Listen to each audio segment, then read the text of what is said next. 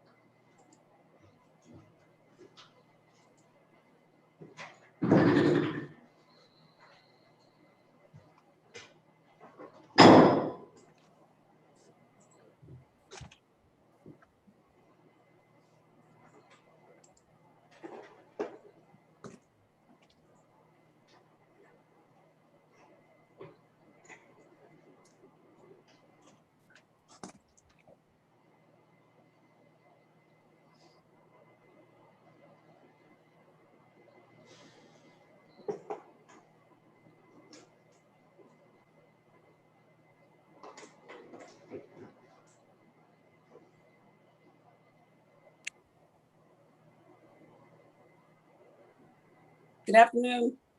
Afternoon. Hi, I'm Geraldine Glover, court reporter. How are you? Hey, how's it going? Good. Mr. Lockett, are you on?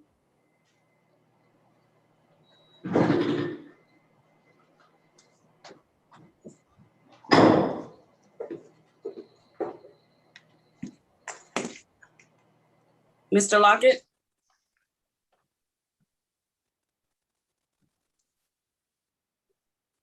I think he might have stepped away from his desk.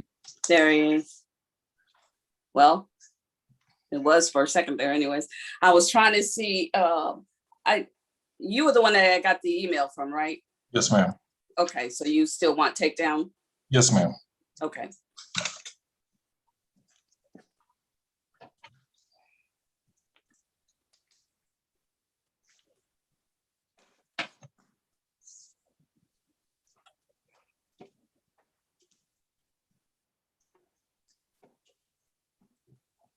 Mr. Lockett, are you there?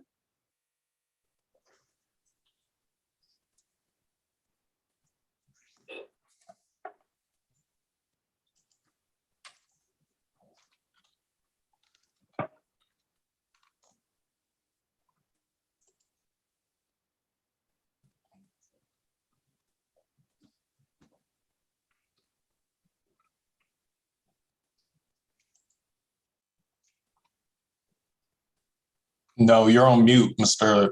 Lockett. Unmute yourself.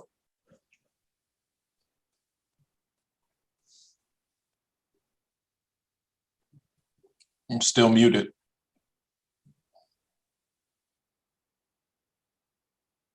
There should be a little microphone on the bottom left of your screen. You might have to log off and then log back on.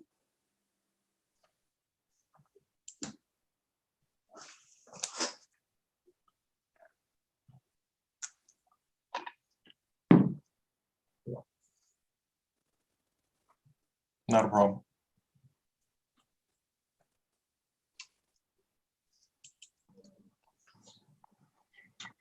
Good afternoon. Afternoon. Hi. Whatever.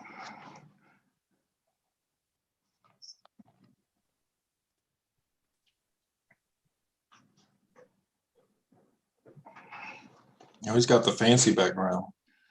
Oh, totally artificial, as you probably can tell. I just got a blank wall behind me. Yeah, I think I need the green screen to make it look semi-believable. Mr. Pritchett, I'm Geraldine Glover. I'm court reporter. Okay. Clever. Ms. Pearson wants takedown. Do you guys want to participate in takedown? We do. Okay. All right. For a minute there, I thought you were actually in the court. Yeah.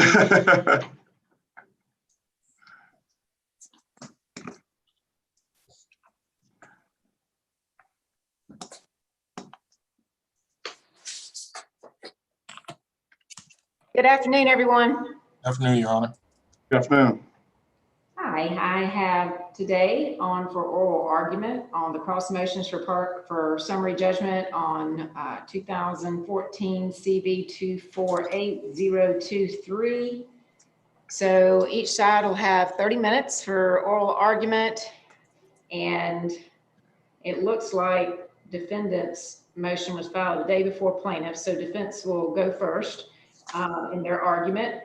And you have 30 minutes, which if you decide you want to reserve part of your time, you can do that for any rebuttal or reply that you want to make. And you can do that on both sides. You just have that time limit. And just to let you know, I have spent some time becoming familiar again with your case and your motions and the responses. And I may have a few more questions as we go through.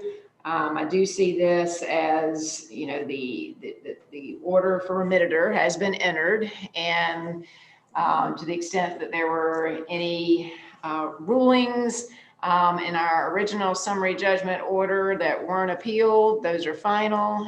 any that were appealed and Court of Appeals ruling has come down and an order entered, those are final. So we're looking largely to the new breach of contract of the reconciliation agreement claims and the issues raised in your respective briefs in that regard. A couple of questions I will put out there for each of you. One with respect to section 1.6 of the reconciliation agreement and the argument by the defense that any obligations under that section are obligations of the corporate entity, Rainforest, and not the individual defendants, Mr. Packard, Mr. Hardy. I think that's with respect to sections 1.6 and 2.5 as well. I don't know that I saw a particular response. Maybe I missed it from the plaintiffs on that argument. Would like for you to speak to that with respect to that argument. Also, there is argument regarding some of these claims should be derivative and not direct.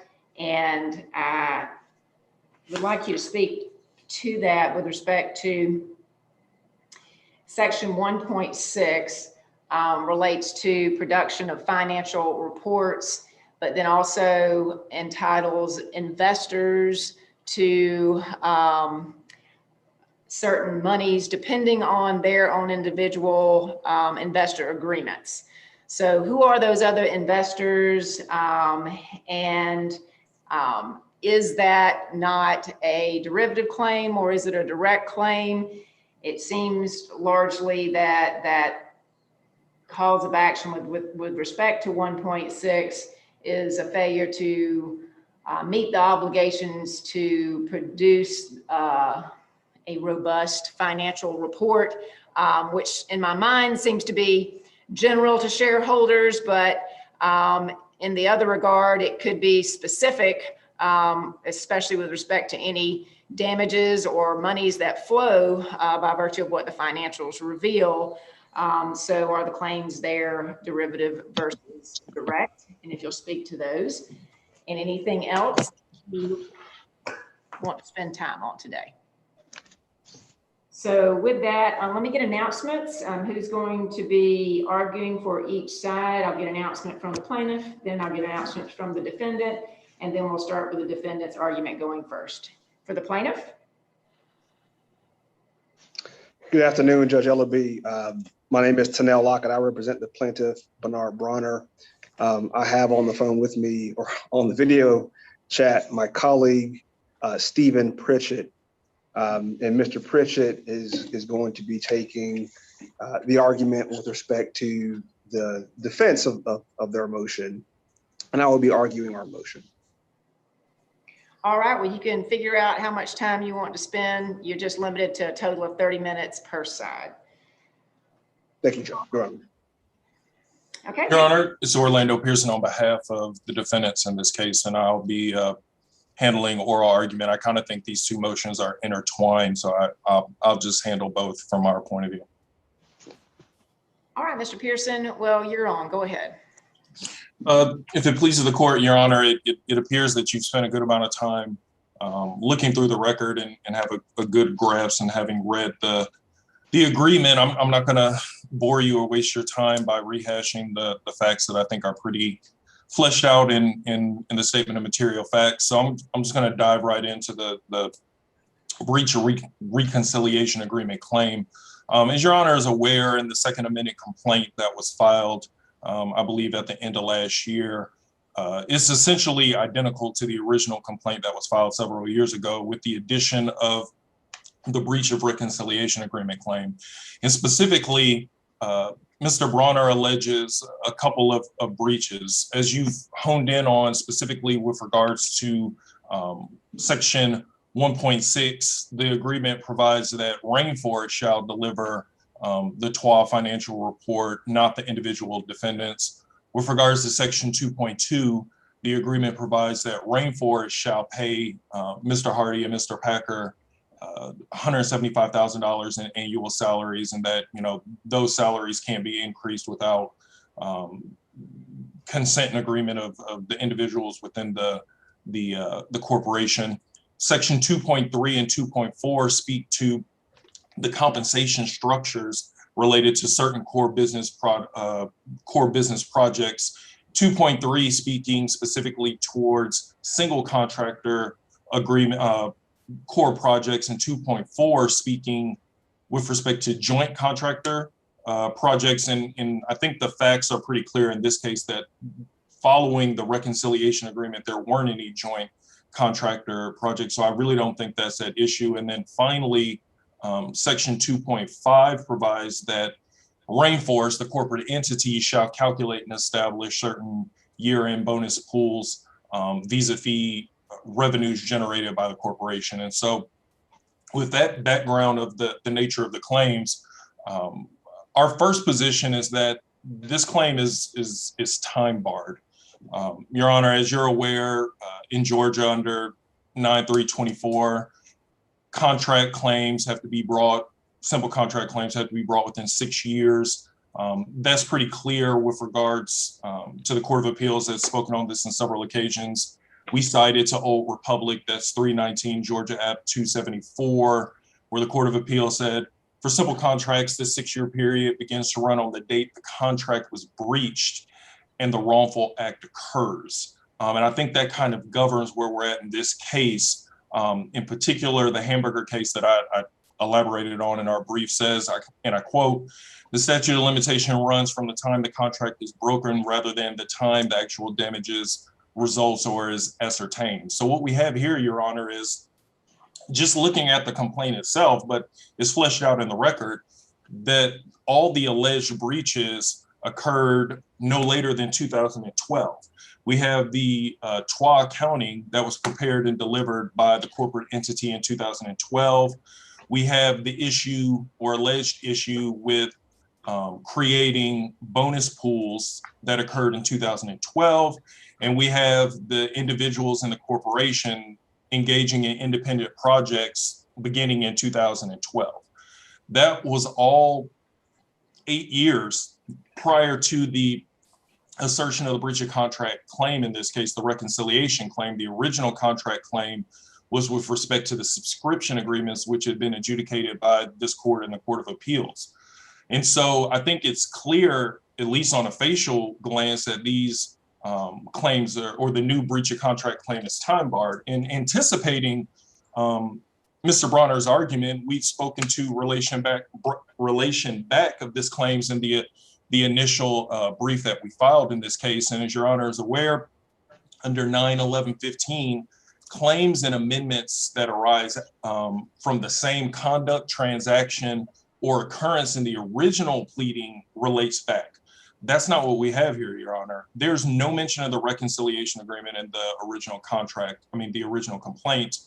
The original contract claim was based upon wholly different contracts. And as Your Honor is aware from just looking at the briefs in this matter, from the inception of this case, plaintiff has challenged the reconciliation agreement, has asserted it was invalid, unenforceable. At no point did he allege a breach of that contract until a couple of months ago. And so, quite frankly, it's defendant's position that this claim just simply can't relate back based upon, one, the fact that these claims or this new claim was never asserted within a timely fashion. And then two, at no point was there an allegation of a breach prior to this. And so I think this dovetails into the next point, is that our position is that the contract claim can't relate back because it's not flowing from the same occurrence, transaction, or events. To the extent that Your Honor is unpersuaded and determines that this contract claim does arise from the same actions, occurrences, and conduct that forms the basis of the original complaint, it would be defense or defendant's position that if that were the case, then the tort claims that remain pending, the corporate waste and the breach of fiduciary duty claim, need to be dismissed because, as your honor is aware, contract claims and tort claims are totally different. A tort is an unlawful violation, and this is under OCGA 51-1-1, and I quote, "A tort is the unlawful violation of a private right other than a mere breach of contract." And if you look at Service Master v. Martin, that's 252 Georgia App 751, the mere failure to perform a contract does not constitute a tort. There's a litany of cases that we cited in the brief, including A.L. Williams and Lane, that speak to the fact that if you have a tort and a contract flowing out of the same alleged conduct, essentially you can't move forward with both of them, because under law, a tort is a violation that's separate and apart from a breach of contract. And that's exactly what we have here, Your Honor.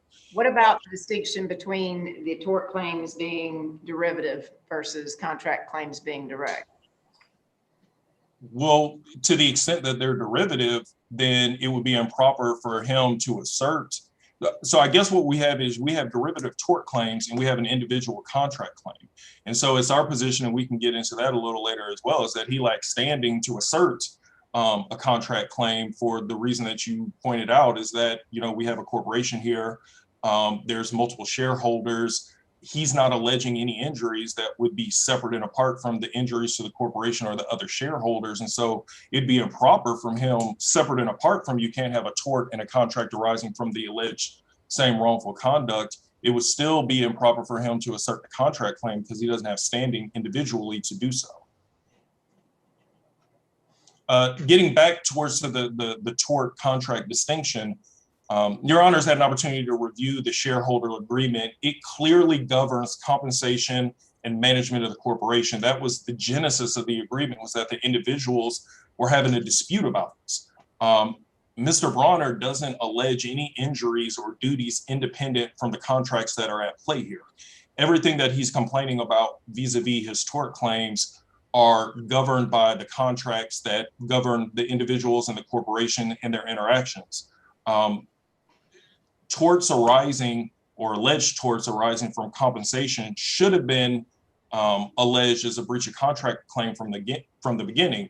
I get Mr. Bronner, you know, made a strategic decision not to travel under the reconciliation agreement because he didn't believe it was favorable to him.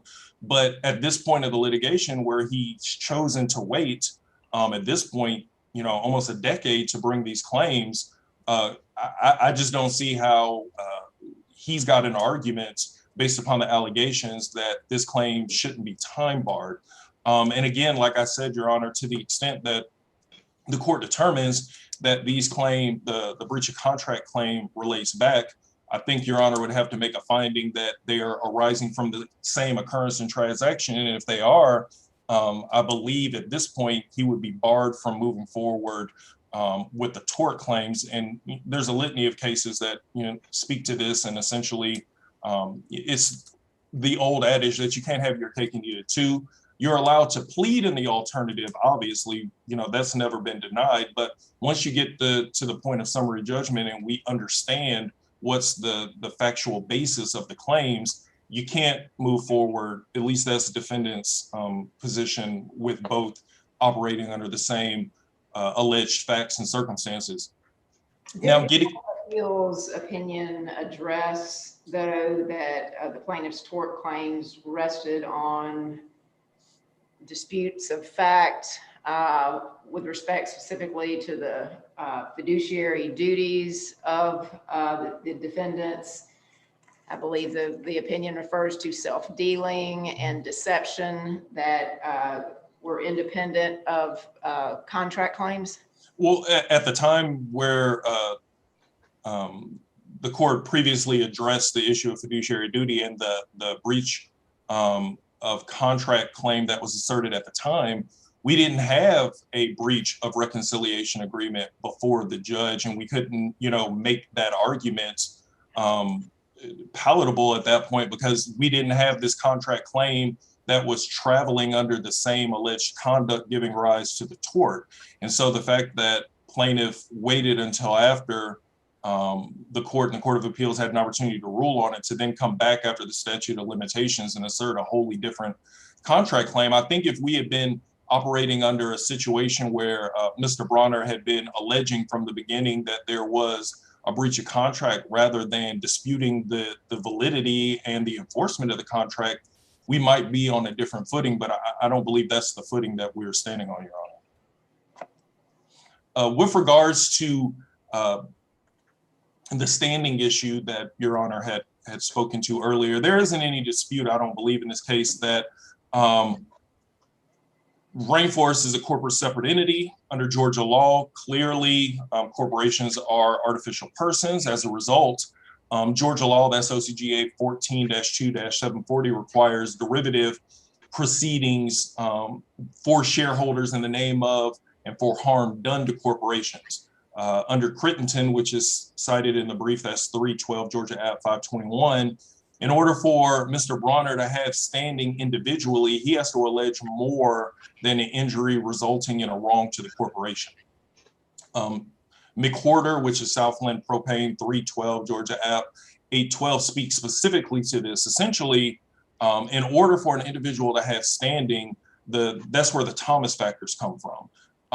If any of the Thomas factors are at play, the individual doesn't have standing. With regards to those factors, courts require derivative suits to prevent multiple shareholder suits, to protect corporate creditors, to protect the interests of all the shareholders, and to adequately compensate injured shareholders as a whole, as opposed to individual shareholders. That's exactly what we have in this case. The proper vehicle for these alleged contract claims would have been a derivative suit, not an individual suit. The alleged failures relate to establishing pools, inadequate reports, and corporate compensation. That all would have affected everyone in the corporation, not just Mr. Bronner. To the extent there was any alleged violations, which obviously we dispute, any money should flow to the corporation and be distributed pursuant to the terms of their agreement and based upon their individual shares, not flow directly to Mr. Bronner. Likewise, because there's multiple shareholders and investors, and those shares and the individuals who were involved in that is attached to the statement of material facts with regards to the voting related to dissolution, there's multiple individuals that would potentially be able to file suit if there was an alleged breach here. In addition to that, judgment flowing to the corporation would benefit all the shareholders, not just Mr. Bronner. I know he has a substantial stake, but everybody has a share in the corporation, and he shouldn't individually reap the benefits of any judgments that would flow in this case. In addition to that, this corporation, and like many corporations, has creditors and other individuals and financial obligations. Obviously, the whole purpose of derivative suits is to protect creditors so that individual shareholders cannot reap the benefits. And if you look at Levy v. Rayner, which is 290 Georgia App 471, the Court of Appeals states, and I quote, "The general rule is that a shareholder seeking to recover misappropriated corporate funds may only bring a derivative suit." And that's end quote. So to the extent Mr. Bronner is alleging that there's misappropriated corporate funds, he has to do that as a derivative suit, not an individual suit. Now, those are the basic, I think, legal impediments kind of preventing Mr. Bronner from asserting the contract claim or that are plaguing it. But putting aside those legal impediments, just quite frankly, he can't state, and the record doesn't support his breach of contract claim. As Your Honor is aware, a contract, and this is 1311, is an agreement between two or more parties for the doing or not doing of a specific thing. In order to state a claim for contract in Georgia, there has to be a breach, resulting damages, and a party who has a right to complain about that. Unfortunately, the record in this case doesn't support any of those elements. As you touched on earlier, Your Honor, with regards to several of the alleged breaches supporting the contract, the reconciliation agreement claim, Mr. Packer and Mr. Hardy didn't enter into agreements to provide the report or to create the bonus pools. under OCGA 9-2-20, an action on contract shall be brought against the party who made it. As your honor is aware, a person who is not party to a contract is not bound by its terms. That's Souza v. Berberian, 342 Georgia App 165. That's exactly what we have in this case, and I think your honor touched on that briefly at the beginning. Don't they signatories to the agreement, and so they are parties to the agreement? They weren't signatories to the obligation, the specific obligations in 1.6, 2.2, and 2.5. Obviously, they were signatories to the agreement to the extent that they were corporate officers, just like anyone else. I spent years representing a plethora of corporate entities, and just because an individual signs as the president doesn't make him individually responsible for the corporate obligations forming the basis of the agreement. That'd be like suing Jamie Dimon for wrongful foreclosure. Yeah, he's the president of JP Morgan Chase, and I'm sure he's signed all kinds of agreements in that capacity, but he's not individually bound or obligated for those just simply because he's signing on behalf of JP Morgan Chase. And that's exactly what we have here. The provisions or the problematic provisions is section 1.6, where it says that Rainforest shall provide and deliver financial reports, not Mr. Packer and not Mr. Hardy. Section 2.2 speaks to annual salaries that are to be paid to Mr. Packer and Mr. Hardy. And section 2.5 specifically says that Rainforest shall calculate and establish bonus funds. For them to then turn around and sue Mr. Packer or Mr. Hardy, who didn't have the contractual obligation to do these things, is just simply not allowed under Georgia law in our position.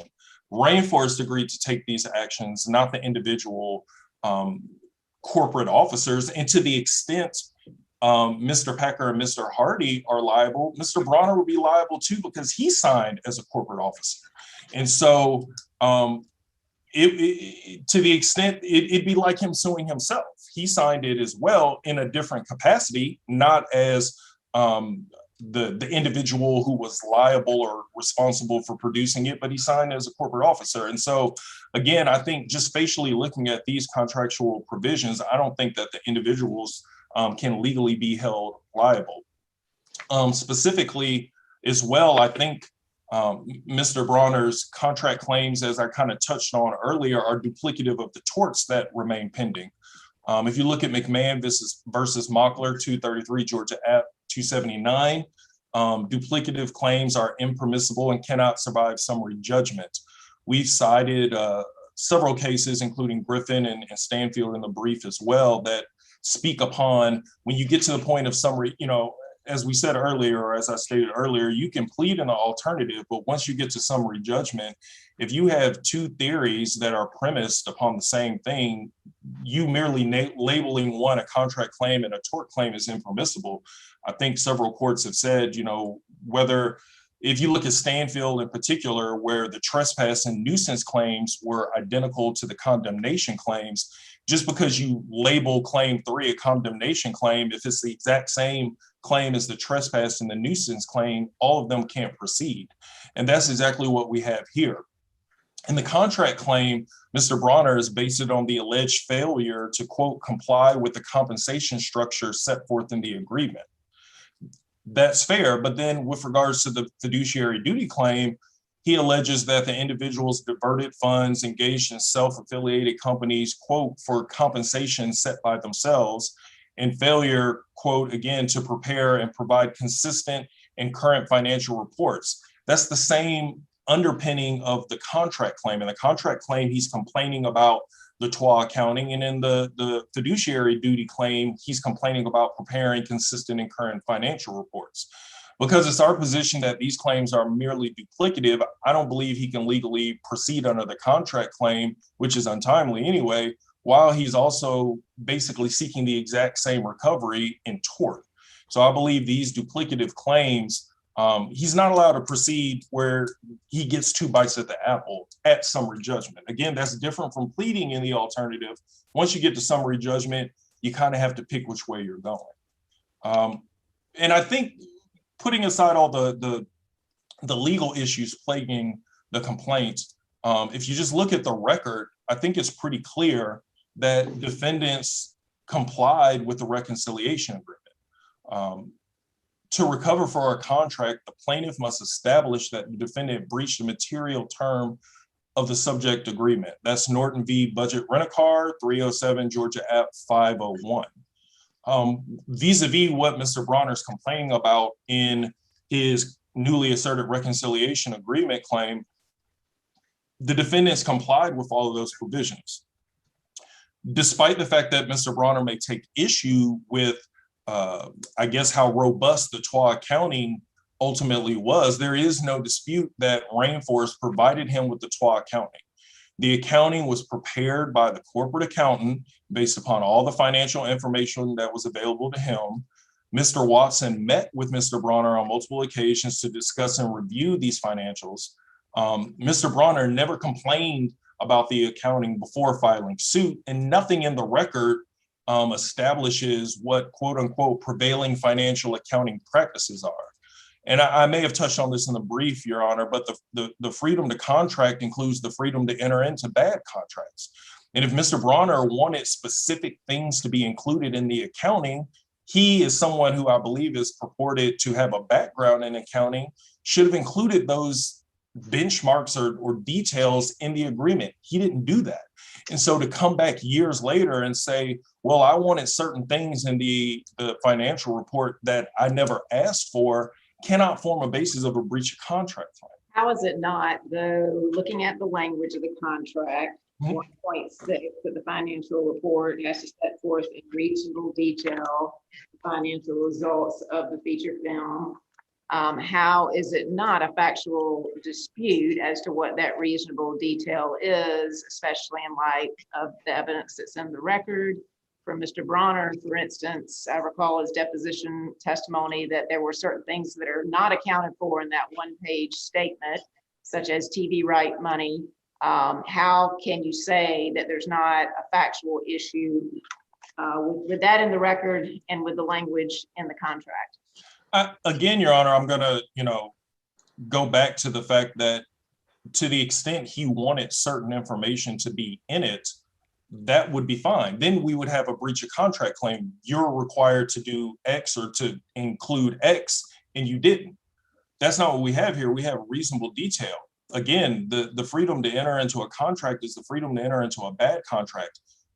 I don't know what reasonable detail is. Nobody does. That's subject to his. I'm sorry? Sounds like a jury question to me then.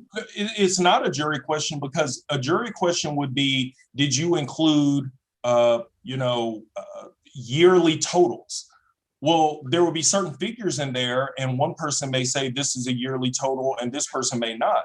Merely saying reasonable detail or prevailing corporate practices, especially when there's no evidence in the record other than him just saying, I wanted more information, does not a jury question make.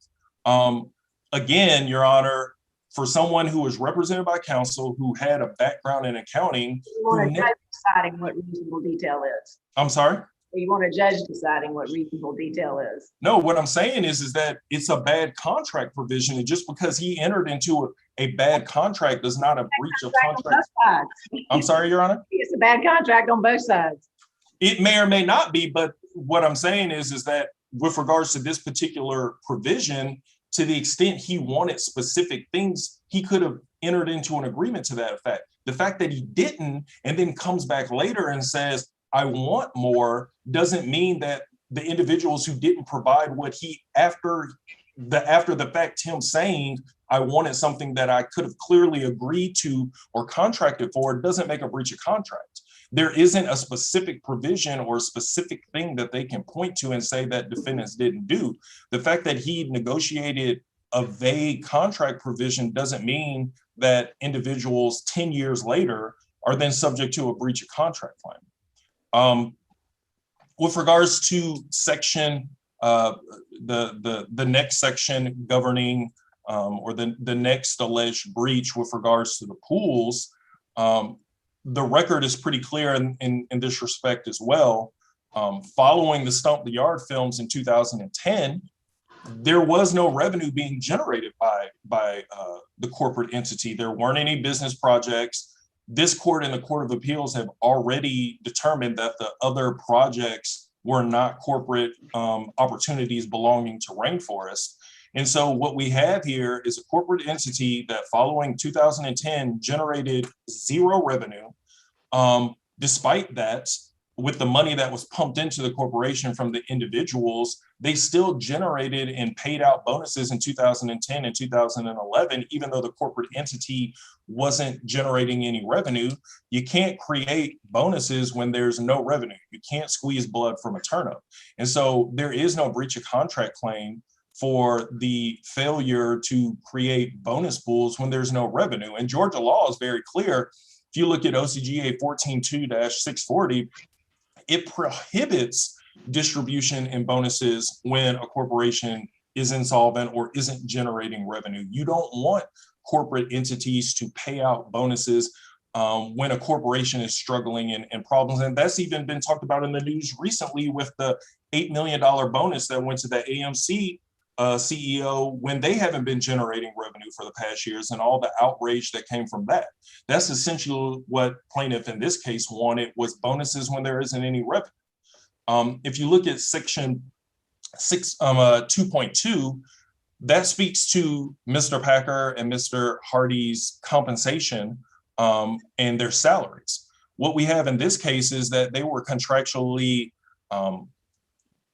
able to receive $175,000 a year in annual salaries. Well, like I said, following 2010, where there weren't any projects and Rainforest wasn't generating any revenues, they in 2012 made the responsible decision to stop accepting their salaries and to stop further creating financial distress for the corporation that wasn't generating any revenues. And now, for some strange reason, plaintiff wants to come back and sue Mr. Packer and Mr. Hardy for doing the responsible thing, which is, hey, we're not generating any revenue.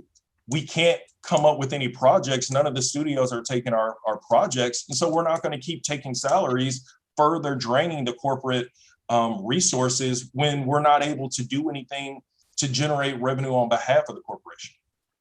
With regards to the compensation structures under 2.3 and 2.2, 2.2 speaks to joint core projects. Your Honors obviously read the shareholder reconciliation agreement. For this provision to apply, Mr. Packer and Mr. Hardy would have jointly both had to have been contracted for a project. There's no dispute in the record, and I don't think Mr. Bronner's ever pointed to anything because it didn't happen. Following the Stomp the R films in 2010, Mr. Packer and Mr. Hardy haven't worked on anything together. So that provision, the joint core project provisions, just simply doesn't apply. With regards to section 2.2 that governs the single contractor provisions, we don't have that applying here as well. Again, this court and the Court of Appeals has determined that all the individual projects that Mr. Hardy and Mr. Packer worked on following the reconciliation agreement weren't corporate opportunities belonging to Rainforest. Mr. Packer and Mr. Hardy didn't utilize Rainforest assets when working on these individual projects.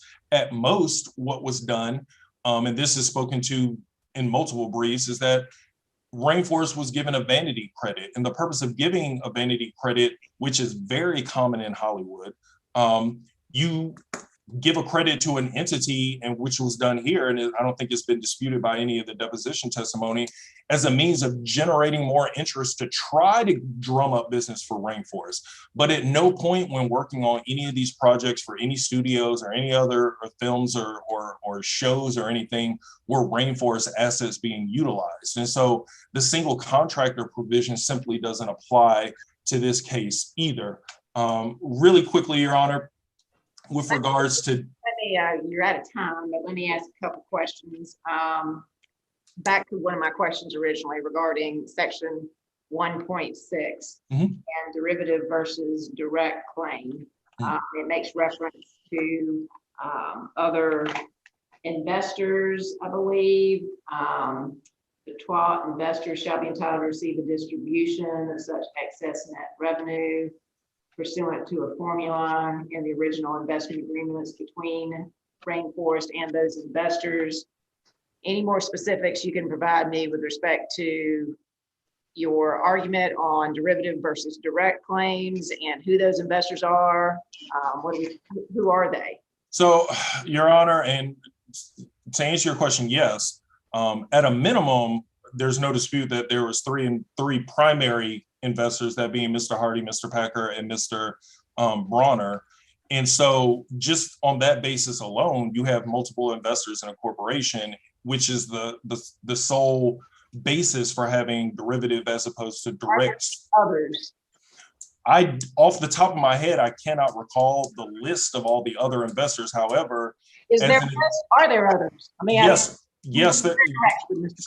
So to answer your question, yes, and that's reflected in the voting records that's attached to the statement of material facts. There were several other investors in Rainforest. I don't recall the names off the top. Once Mr. Lockett and Mr. Pritchett start their argument, I can definitely pull up the exhibit and give you some names of other investors in Rainforest. But clearly, because there was a certain voting thresholds that were required in order to dissolve the corporation, there were more investors other than the individuals involved in this litigation, none of whom have ever sued anybody related to the alleged conduct forming the basis of this lawsuit. And are you referring to what's defined as the TWA investors?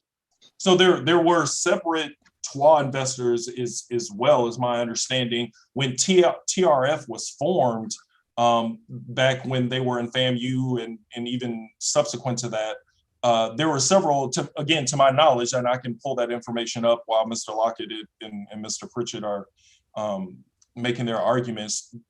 And I think they'll agree, there was multiple investors here beyond the individuals that are involved in this lawsuit. I just don't have their specific names off the top of my head. So speak to me if you have argument as to whether that is a direct claim under that section, in consideration of the calculation based on these other TWA investors' agreements, or a derivative claim because it's an obligation of Rainforest, and whether or not the injuries are general, such that it would be a derivative claim, or unique as to Mr. Bronner.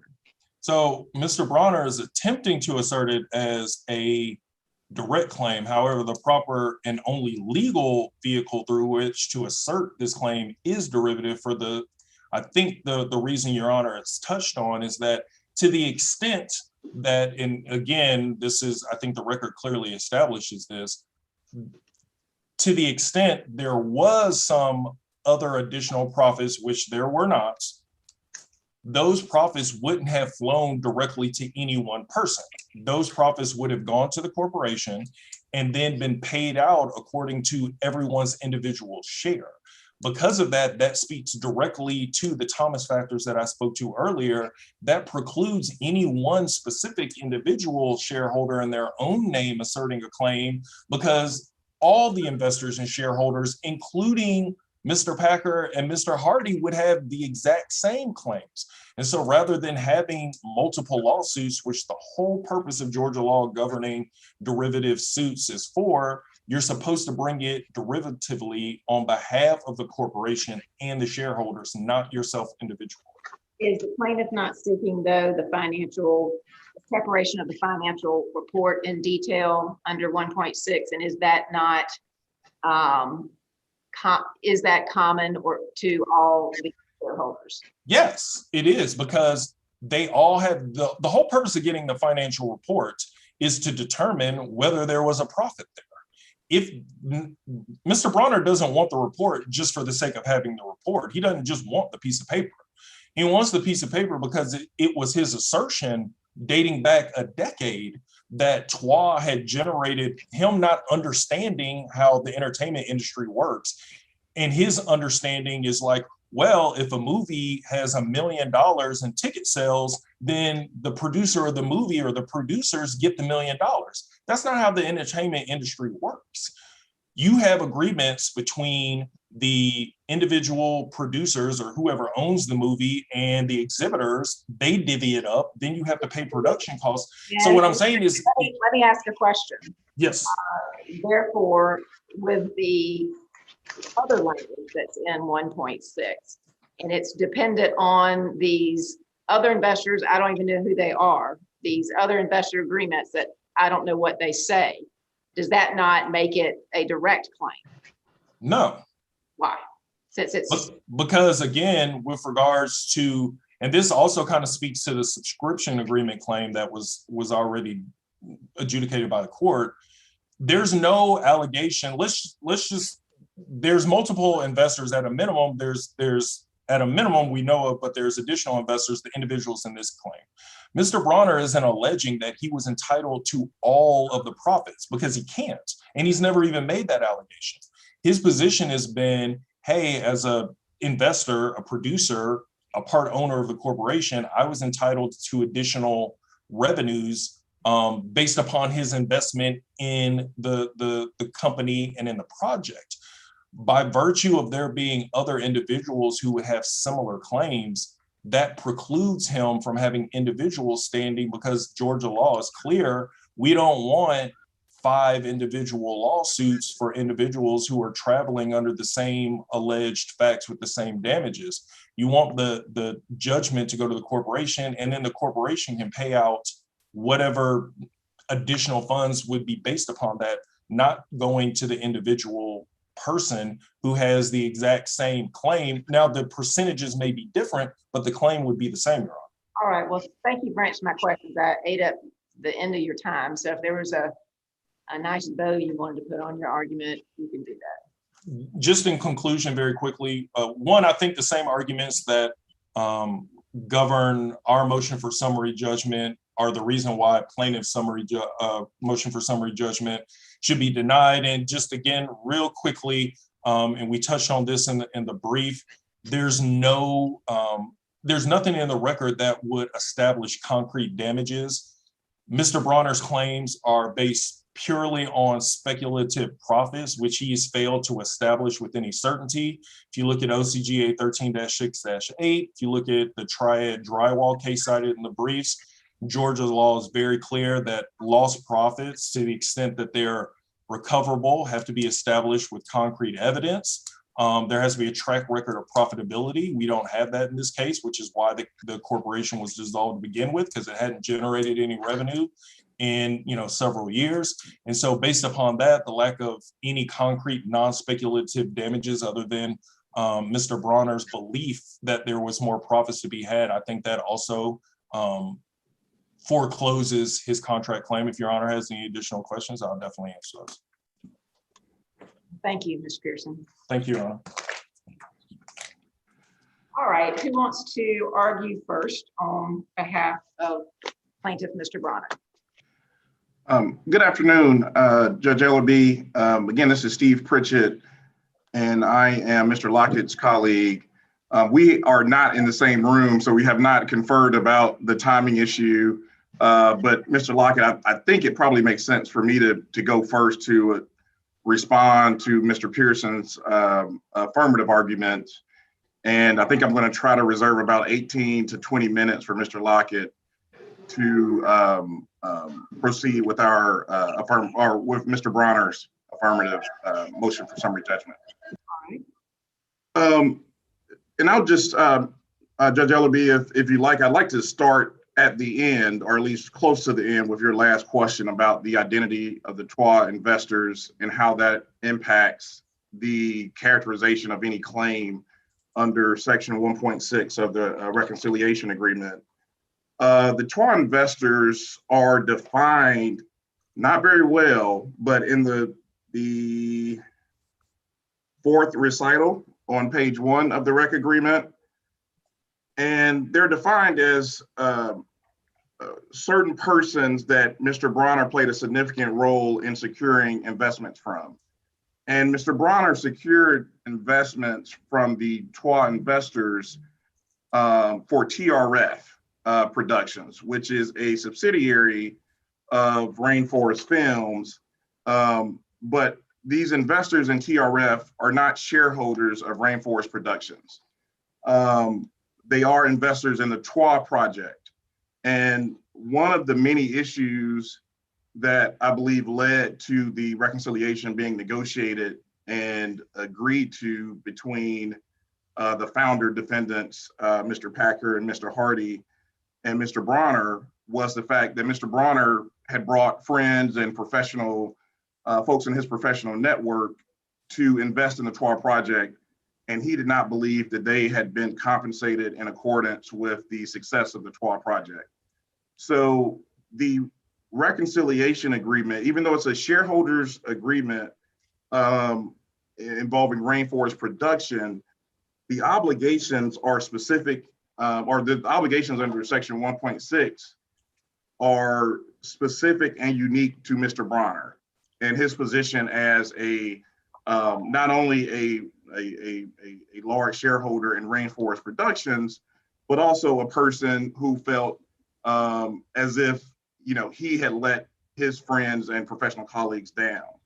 So that is why 1.6 was negotiated and agreed to between the founder defendants and Mr. Bronner. And I believe that background and that framework also confirms that this is a direct claim, or any action under 1.6 is properly a direct claim, not a derivative one for any and all Rainforest Production shareholders. A clear way to confirm this is, what other Rainforest shareholder other than Mr. Bronner could bring an action under 1.6? And there isn't one, because the report has to be provided to Mr. Bronner, and Mr. Bronner specifically negotiated rights for TWA investors, even though those TWA investors do not necessarily have any rights under general fiduciary laws vis-a-vis Rainforest Productions, or perhaps Mr. Packer and Mr. Hardy at the time that the reconciliation agreement was negotiated and executed. And I also wanted to address, you had a question at the outset of today's hearing about Mr. Hardy and Mr. Packer having obligations under section 1.6. And I believe to answer that question, I believe the answer to that question is yes, Mr. Packer and Mr. Hardy do have obligations under section 1.6. But to get to that point, I think you have to look at the reconciliation agreement and the framework that was negotiated and agreed to by the parties to reach that point. Specifically, I would start with the recitals. In the fourth recital at the beginning of that paragraph, it states, whereas the founders, i.e. Mr. Packer and Mr. Hardy, are primarily responsible for and actively involved in the management and oversight of the day-to-day operations and affairs of Rainforest Productions and its affiliates. If we move on to section 3.4, it provides indemnification specifically by the founders to Mr. Bronner for any misrepresentation made by him or any breach of the representations and warranties made by him, or any for failure to fulfill any obligations in connection with the transactions contemplated in the reconciliation agreement.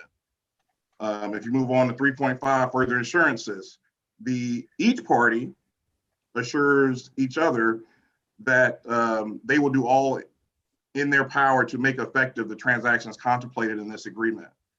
So when you look at those provisions, and we understand, again, from the recitals and obviously the record, that the founders had the day-to-day operational responsibility for Rainforest Productions, who else would have organized or provided for the reporting and payment requirements under section 1.6?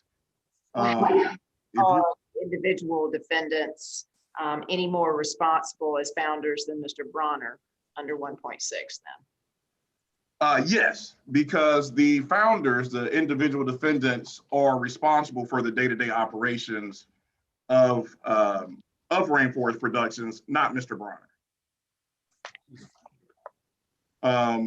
And again, looking at the background and the obligations and the rights reflected in 1.6 is clearly an intention to address Mr. Bronner's reasonable concerns and certainly stringently held concerns about the treatment of the TWA investors. And I think I may have cut a lot into my time, so I'm just going to address. Let me ask, let me follow sure. up. Okay. I know I throw everybody off when No worries.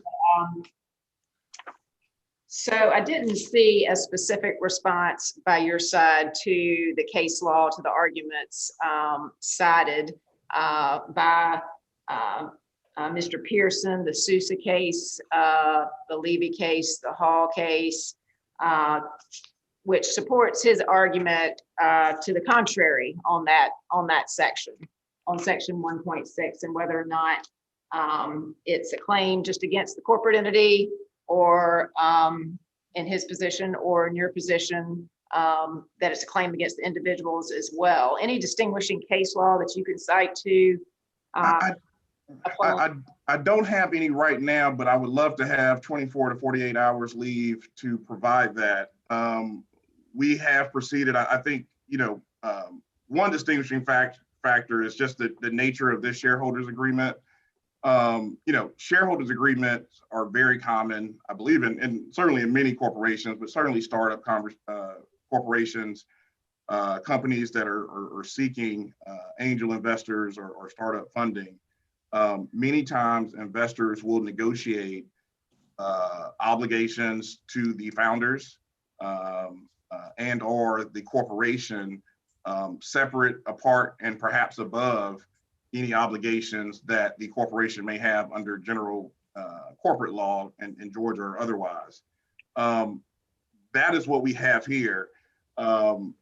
Years after the initial investment was made by Mr. Bronner, but certainly it is Mr. Bronner asking the founders, and the founders agreeing to accept certain obligations concerning the issues that are reflected throughout the reconciliation agreement.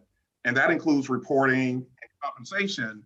Yes, officers and directors have general reporting obligations and certainly fiduciary obligations affecting compensation.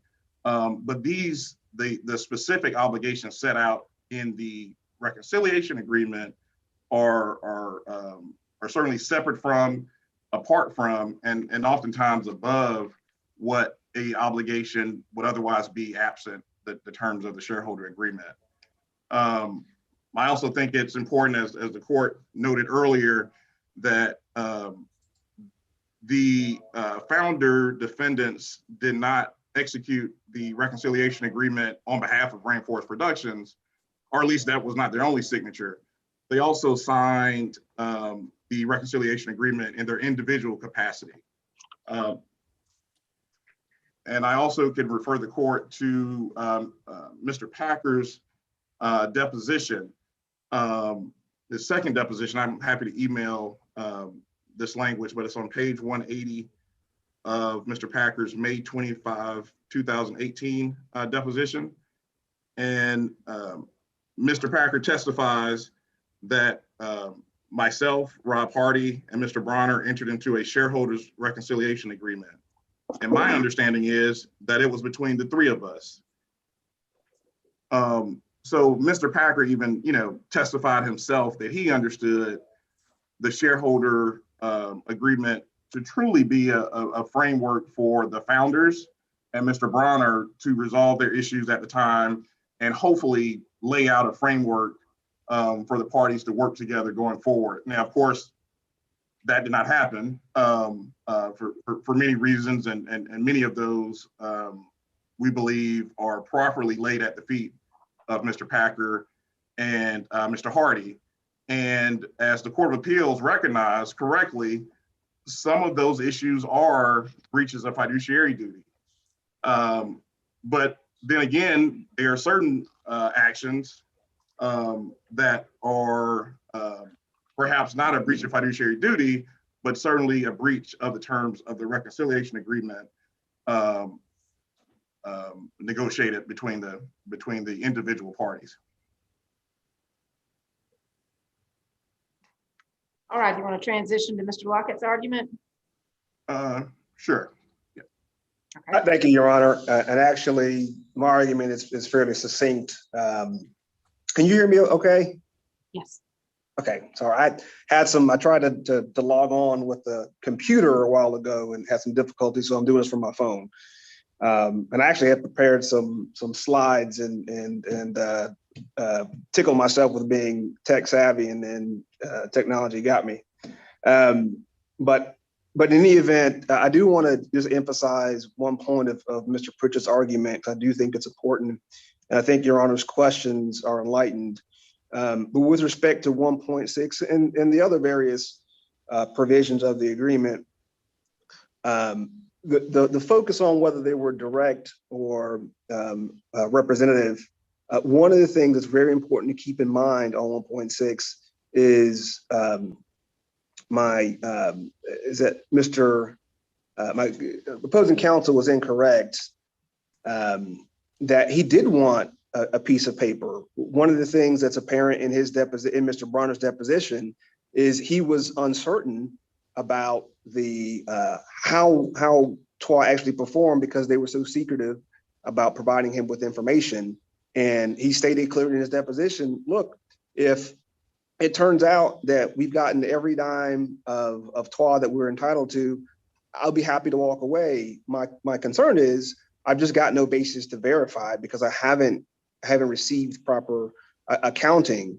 And so if you notice, and I think you sort of caught on to this, to 1.6, there are very specific standards that are set out in 1.6 that may be above or beyond or below the regular reporting standards, but they are very particular, they're very specific.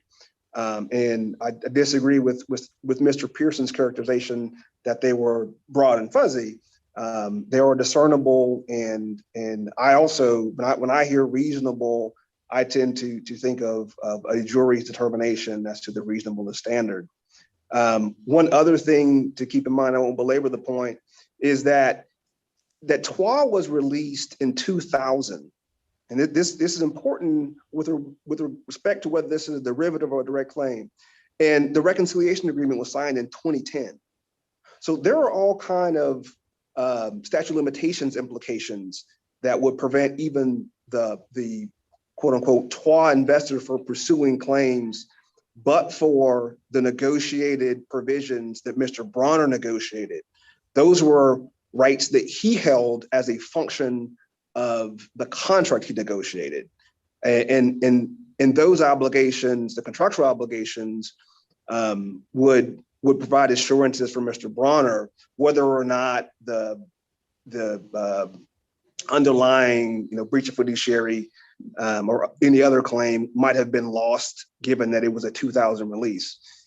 It's clear when you look at the structure of the agreement that it was, like all of the provisions of this agreement, negotiated specifically for Mr. Bronner to provide assurances for Mr. Bronner's comfort in the way that the company was being operated, and additional assurances he wanted and needed because he didn't feel like he was getting the benefit of his bargain. And so specific performance is something he would certainly be entitled to. So part of the presentation that you can't see, but I'll try to do my best to walk you through it, is fairly simple to the extent that the agreement, that the agreement is in place. There are several things to note. One, that the allegations that we provided in the original and the supplemental complaint, amended complaint, are very detailed. They cover a lot of misconduct, a lot of misgivings. And I think one of the things that the court noted is that there are a variety and a number of malfeasance that we pointed to that are separate and apart from the scope of the the contract. And so there isn't duplicity, one-to-one duplicity in the allegations. One good example of that is that Mr. Packer took $400,000 in what has been characterized as a loan, and that is those misgivings, and he did it in our allegations are in a concealed fashion. That is a harm separate and apart from the mere breach of contract. Likewise, You're muted to know. I'm sorry, I just got a call, which may have temporarily muted. My daughter doesn't have a problem hitting the daddy button. But Mr. Hardy, in fact, also took for himself a trademark, which we have alleged and noted by the appellate court. We've alleged that to be improper, and that's not a contractual issue. But if you turn to the heart of the contractual issue, I think there are a number of things that are beyond dispute, and I think that if the court reads them as I suggest, would support a finding of breach of contract as a matter of law. The first one I'll point to, I think we did a pretty detailed job in our motion, so I won't belabor it, but I'll try to just highlight at least two. One, we talked about a good amount, section 1.6 of the reconciliation agreement. It required three things. It required at least three things. You're You muted again. muted again. Oh, no. Yeah, we're missing the Video's best part. on. Can you hear me? Yes. Okay. That actually was my wife. Nothing's going on. Mr. Pierce, could mute yourself and I'll let him know if I can't hear him. Okay. Okay. Thank you. So the section 1.6, it required three things. It required a financial report. That financial report had to be set forth in reasonable detail, the financial results of the feature film TWA. Again, that was released in 2000. And the third sort of key requirement was that the report shall be prepared consistent with the prevailing financial accounting practices in the feature film industry. And when you look at the actual TWA accounting, which was a exhibit to, I believe, Mr. Packer's deposition, one of his depositions. But it's a one-page document, and I'll walk through that one-page document with Mr. Packer, and he himself acknowledged two key things. He acknowledged that some of the financial revenue associated with TWA was not provided or accounted for in the TWA accounting. And specifically, if you look at Mr. Packer's deposition at page 173, lines 2 through 18 of his May 5th, 2018 deposition, he actually acknowledges and admits that the document that was submitted as the TWA accounting does not reflect the quote unquote HBO money. Likewise, I walked through a series of questions with Mr. Packer about the substance of the TWA accounting. And I asked him very simple questions, Your Honor, about if you took this document, would you need to look at and refer to other things in order to give sense and meaning to the document? Or could you look at the document by itself and have any sort of comfort about the accuracy of TWA's performance, which is ultimately what the document was intended to get at? And he acknowledged at a number of occasions, and again, I would direct the court to Will Packer's May 5th, 2018 deposition at page 174, lines 11 through 19, and page 176, lines 4 through 8. And there are other examples, but those are clear examples where he says, no, you honestly need more than 1.6, more than the TWA accounting in order to give it meaning. And I think those admissions and those representations are clear, and they're important because at a minimum, it does in our opinion, is an admonition or an admission that Mr. Bronner is entitled to an accurate reporting of TWA, and that did not satisfy the requirement.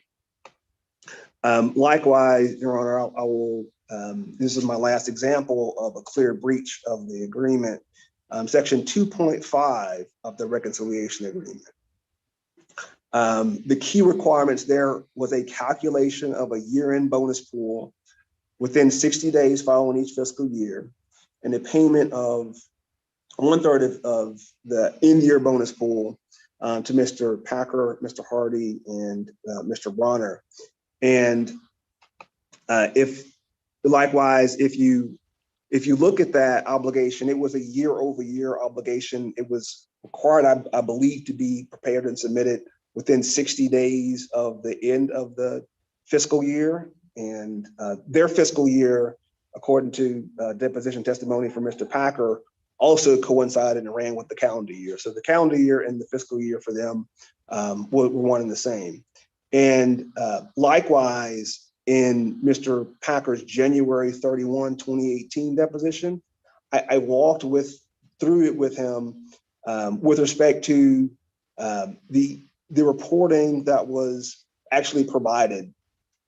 And there are a number of documents produced in connection with this litigation, and we have made an attempt to go through very carefully the production from both defendants and also a variety of third parties. And the only accounting documents that we see are the bonus calculation. The only bonus calculation that we see are the bonus calculations from the year 2010 and the bonus calculation from the year 2011. And when I implored with Mr.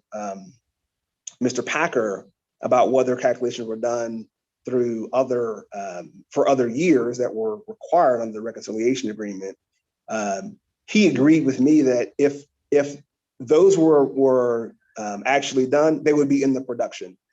And I will reference the court to the January 31st, 2018 deposition of Will Packer, pages 320 and 321 generally. And at this juncture, Mr. Pearson made a few references to the importance of the statute, the status of the case proceedings. And at this juncture, as the court is aware, a defendant can't merely rely upon its own self-serving testimony or its own refutations. It must submit evidence, and the evidence simply isn't there. We do have calculations, whether or not they satisfy the terms of 2.5. We have them for year 2010. We have them for year 2011. We don't have them from any other year. And our submission and the testimony of Mr. Bronner is we don't have them because they don't exist. And their production is consistent with Mr. Bronner's testimony, he only recalls getting them for 2010 and 2011. So with that, in terms of our contention and our motion, we will turn over any balance of time. I hope we did a decent job trying to stay within our time limit. You did.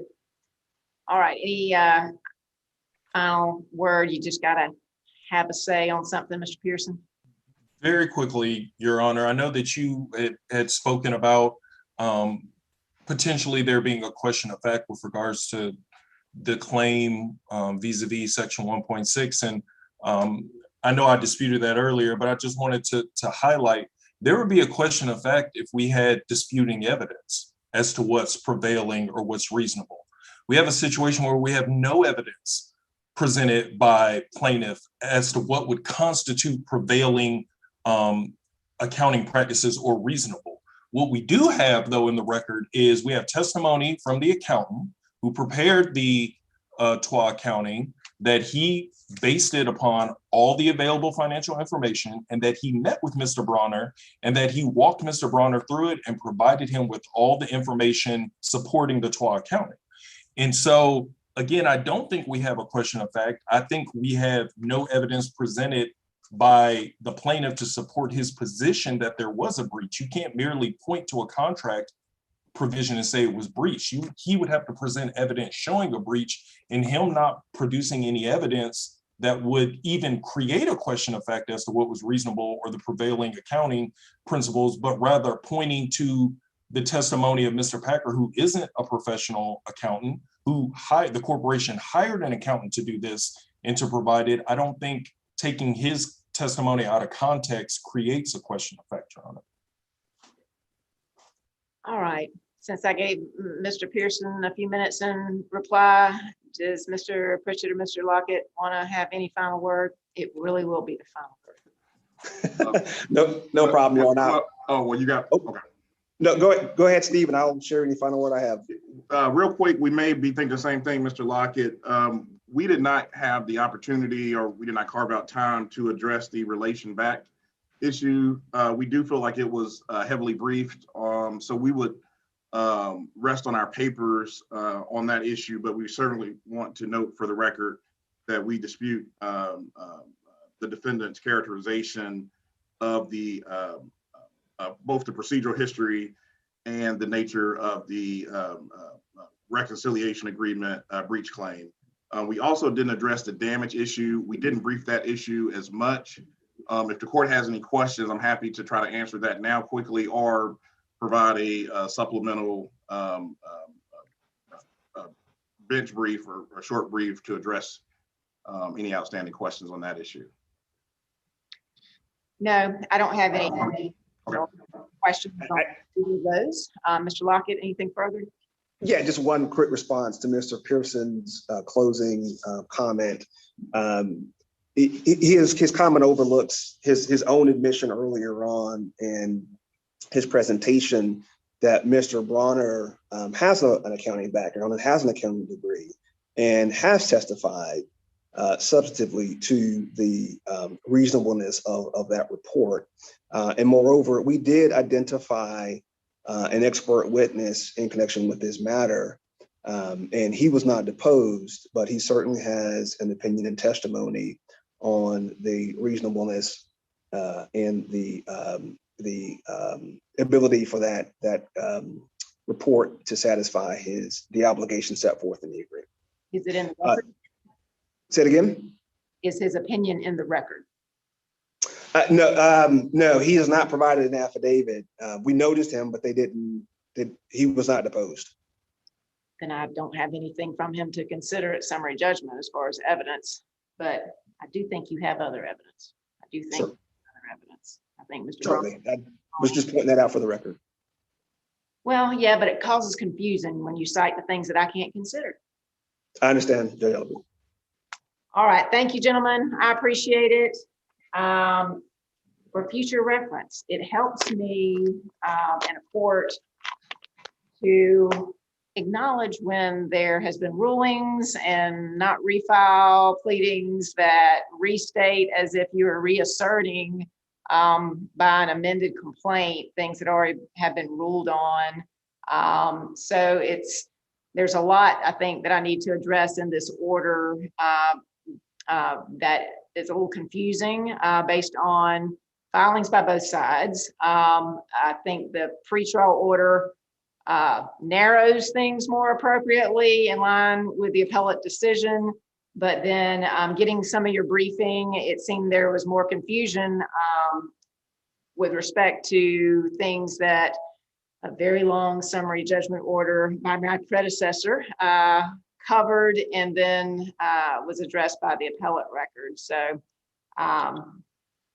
Judge Ellerby, if I may briefly try to outline, I think at least the plaintiff's reasoning behind its amended complaint. We are simply just trying to preserve, with our amended complaint, providing or identifying each of the claims, even though addressed are defeated via summary judgment. We simply, with our amended complaint, did not want to effectuate a waiver of any appellate rights or appeal rights on any of those claims or rulings. We have things that the Court of Appeals has already addressed. What's that? I'm sorry. I said, what appellate rights do you think you have on motion on the order from this court, the summary judgment order, and then the appellate decision on that order, or the parts of it that you appealed and the parts that you didn't. What appellate rights do you think, after the Court of Appeals decision, do you think you still have? Well, I don't know, but certainly out of an abundance of caution, and we apologize for any confusion caused, we did not want to waive any rights that we may have after trial concerning any of those claims. I do think, I don't believe, and Mr. Lockett, Mr. Pearson, feel free to correct me, I don't believe all of the rulings from the trial court were appealed. So I don't know how that would affect any appellate rights after. So there's, let me just say, I'll try to make it clear where I think we are in an order, but I think there were a number of things that could have been acknowledged in briefing that now the court has to address. But Well, yeah, where we are with it. So yeah, okay. we'll get out an order within the next week, is what I expect, on today's new cross motions. All right, thank you all.